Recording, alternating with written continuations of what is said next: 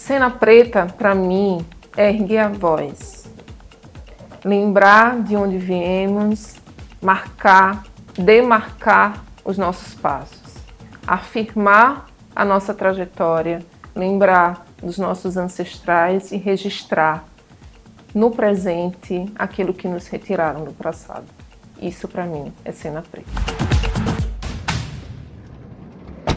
Bom, Ângela é uma mulher nordestina, negra, de 42 anos, filha e neta de pernambucanos, neta de Noel, e Severina, mais conhecida como Bill, e de Antônia, e filha de Edinaldo e Cláudia. Cláudia, uma mulher negra, com traços também indígenas, e Edinaldo, um homem negro, com alguns traços brancos.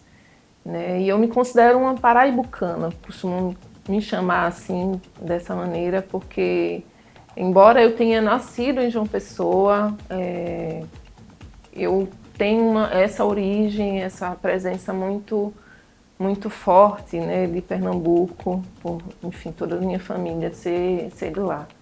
E tenho esse vínculo com João Pessoa não apenas porque nasci, mas também porque eu fui construindo essa identidade à medida em que eu retornei para João Pessoa para fazer a minha graduação. Eu sou fisioterapeuta, atualmente doutoranda em saúde pública pela Fiocruz Pernambuco, mas na minha formação toda foi perpassada por essa influência da minha história de vida, da história de vida dos meus pais, E meu pai é um homem do campo. Apresentou para ele as possibilidades de trabalhar como técnico agrícola, Mas a origem dele com pessoas que criaram animais, enfim, que levavam também os produtos desses animais para venda. Meu pai foi feirante, enfim, andou bastante, caminhou bastante para poder estudar, e toda essa referência para mim ela é muito presente, assim como a da minha mãe também, como mulher, que teve a sua, o direito de conhecer a sua mãe. Enfim, enquanto mulher negra, isso infelizmente é uma realidade, E isso perpassou a vida dela e com certeza me influenciou. E me influenciou como mulher, influenciou também, dentro da realidade das minhas irmãs. Eu tenho mais 2 irmãs, então nós como mulheres tivemos diversas experiências que ficaram de fato muito marcadas, e isso conduziu a minha formação, Então, eu cheguei a João Pessoa, retornei a João Pessoa para fazer a minha graduação em fisioterapia, e um mundo se abriu para mim de oportunidades, principalmente a partir do contato com o movimento estudantil e com outros movimentos. Então, eu falo que eu sou resultado de diversos encontros, e que esses encontros, de fato, me transformaram.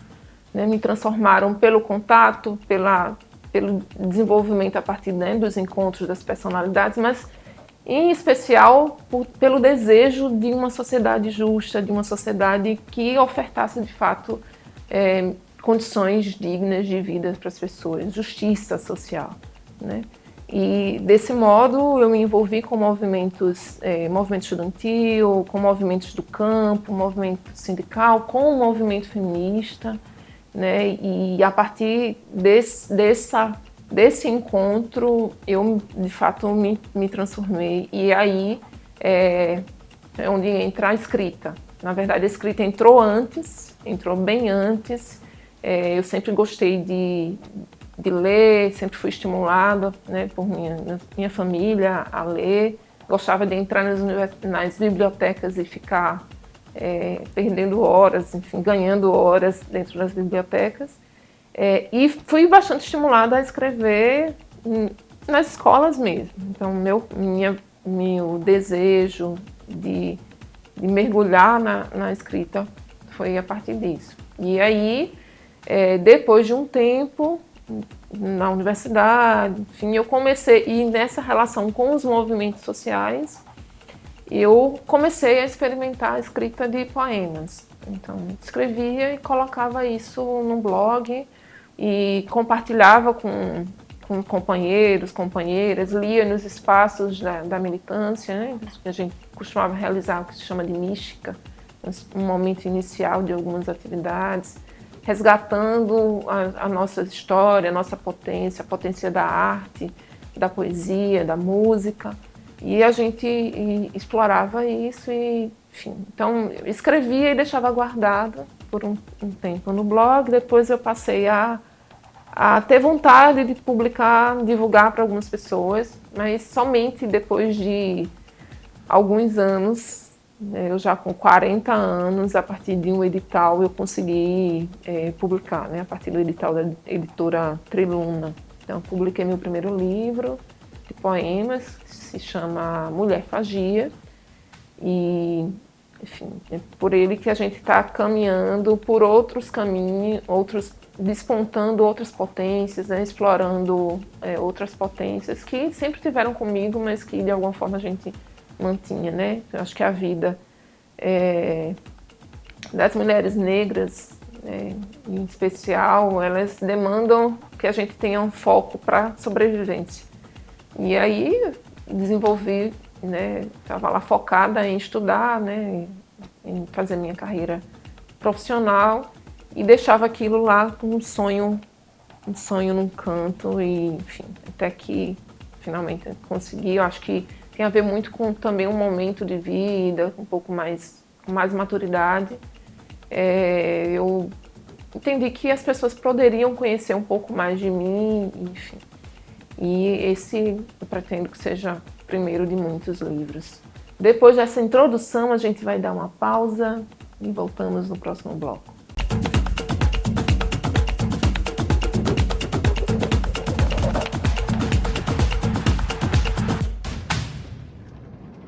25 de julho. Sou mulher de pele preta. Com muito orgulho, sou negra. Ao som do atabaque, do berimbau, do agogô e do pandeiro. Por essa cor, carrego marcas do açoite que ficaram, dores que não são só minhas. Do meu sangue pulsa a alegria e sonhos que não são só meus. Não, eu não me entrego. Minhas ancestrais não deixam. Meu cabelo crespo, eu não mais estico. Pro caminho quero apontando livre. Não, não me entrego. Minhas companheiras não deixam. O corpo é meu e eu decido. Mas meu corpo é coletivo e eu resisto. Não, não me entrego. Minha gente não deixa. De mãos trabalhadoras dadas, o caminho vamos construindo. Não, não me entrego. Minha gente não deixa. De mãos trabalhadoras dadas, o caminho vamos construindo. Eu resolvi voltar um pouco trazendo esse poema para falar de algo que é muito importante, né?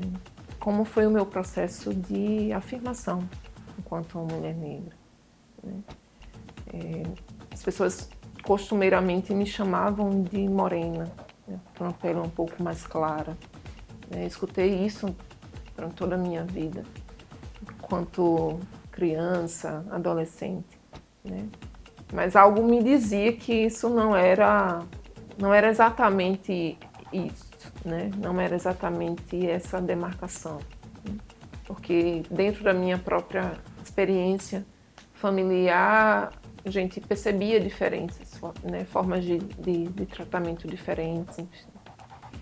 E eu fui num longo processo, né? Me reconhecendo, né? Enquanto mulher negra.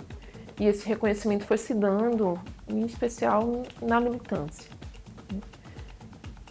Porém, esse processo não foi de imediato, né? Foi acontecendo aos poucos, à medida em que eu me reconhecia nas outras pessoas negras. Nos movimentos que eu fazia parte, a questão de classe era o central. Isso, na minha opinião, isso atrasou um pouco esse processo de autoafirmação, né, de reconhecimento enquanto mulher negra.